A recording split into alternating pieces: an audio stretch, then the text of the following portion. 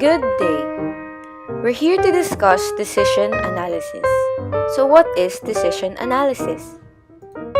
Decision analysis is used to identify the best solution or strategy among numbers of alternatives. It provides quantitative data in order to identify the alternative that will give the best among the others. So here are the terms that we'll be encountering in this tutorial. Alternatives. These are the options given in the problem. States of nature. These are the events that would likely occur on the alternatives. Optimistic approach. This is the approach in finding the highest among the highest. Conservative approach. This is the approach in finding the highest among the lowest. Minimax regret approach. It is the approach in finding the lowest among the highest. Expected value with perfect information. It is solving for the expected value given that best strategies per state of nature is given. Expected value without perfect information is solving for the expected value given that best strategies per state of nature is not given. Don't get confused on expected value with perfect information and expected value of perfect information. Expected value of perfect information is the difference between expected value with perfect information and expected value without perfect information. Expected value with sample information is solving for the expected value given that there are other information given. Example, favorable and unfavorable. Expected value without sample information is solving for the expected value given that there are no other information given. Expected value without sample information is equal to expected value without perfect information. Expected value of sample information is the difference between expected value with sample information and expected value without sample information. Efficiency rating is knowing how efficient the solving of expected value. Step 1 in decision analysis. Here's a problem about which car to sell. Steve wants to sell one of his car collections. The brands are Ford, Honda, and BMW. He was thinking if he would sell his car based on the following types: sedan, SUV, or sports. The probability that he would sell sedan, SUV, and sports are 24%, 46%, and 30% respectively. However, he consulted a professional in order to provide more accurate information. The favorable and unfavorable probability are 77% and 23% respectively. Other information are included. So here's the profit table. He wants to know what brand would he sell in order for him to have a highest profit. Step 2 in decision analysis. Identify alternatives in state of nature. This step is where the problem is being analyzed, and all probable alternatives and states of nature will be enumerated in table form, and also probabilities will be given and shown.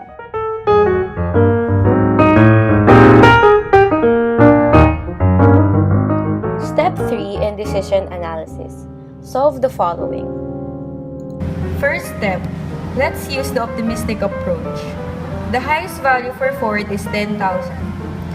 The highest value for Honda is 13,000, while in BMW is 12,000. The highest among the three is Honda, amounting to $13,000. Next is, let's use the conservative approach. For Ford, the lowest value is 5,000. For Honda, the lowest value is 4,000. While in BMW, the lowest value is 4,500. The highest among the lowest values is 5,000 Ford. Next is, let's make the minimax regret.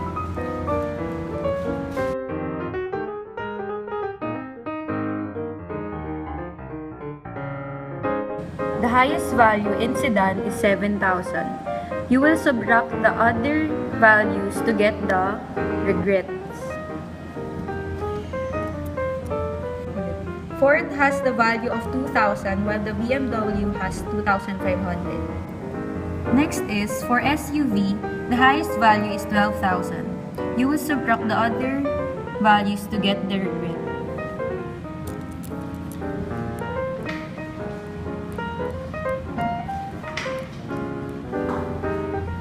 For Ford, the value is 4,000, while in Honda, the value is 8,000. Last is for Sports. The highest value is 13,000. You will subtract it to the other values to get the grid.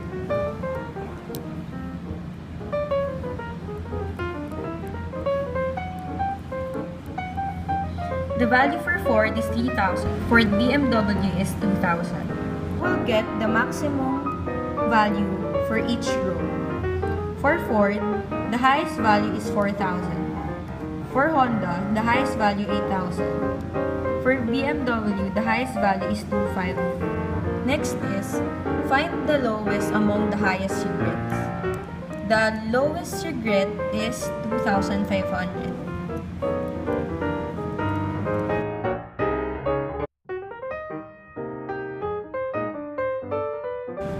Next is, use the expected value approach. We will find the expected value without perfect information. We will compute each alternative with the corresponding probabilities.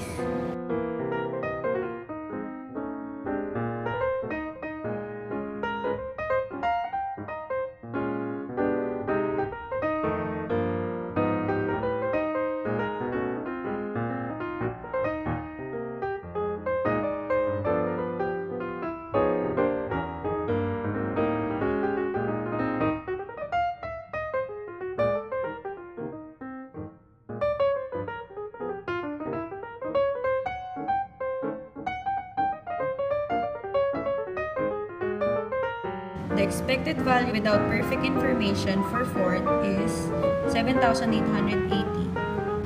The expected value for Honda is 7,420, while in BMW is 9,900. Among the three, BMW has the highest value amounting to 9,900. Next is, find the expected value with perfect information.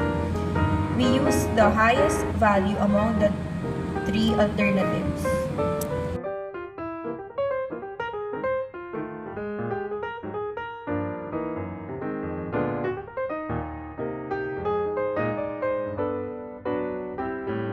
The expected value with perfect information is 11,100. Next is, we find the expected value of perfect information by subtracting expected value without perfect information to expected value with perfect information.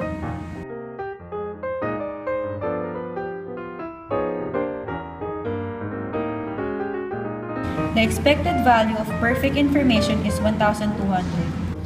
Since the expected value without perfect information is the same as the expected value without sample information, the expected value without sample information is 9,900. Next is, we will compute the expected value with sample information. These are the given probabilities to its corresponding alternatives.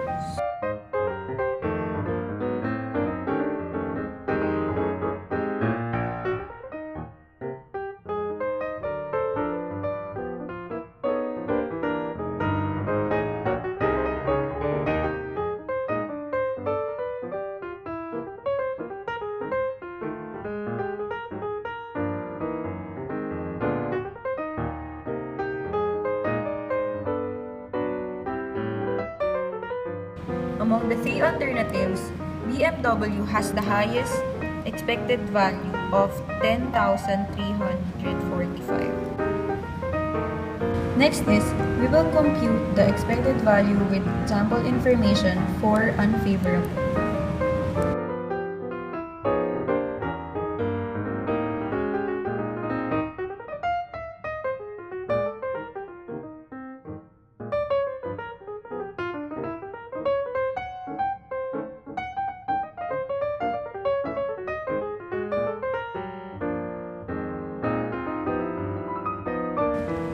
For unfavorable, the highest value is BMW having the amount of 9,875. Next is, we will find the expected value with sample information.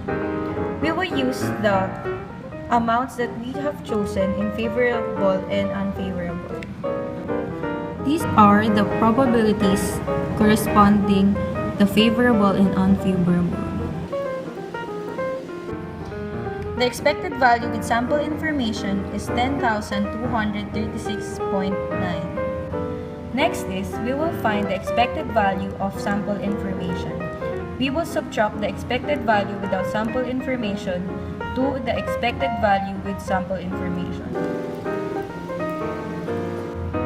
Our expected value of sample information is 336.9. Last is, we will find the efficiency rating by dividing the expected value of sample information and expected value of perfect information. The efficiency rating is 28.75%. EVPI is better than EVSI because it gives Steve a higher profit. And according to the efficiency rating, 28.75% efficient that EVSI will be good for him. And we're done! We hope you've learned a lot from this video tutorial about decision analysis. Thanks for watching!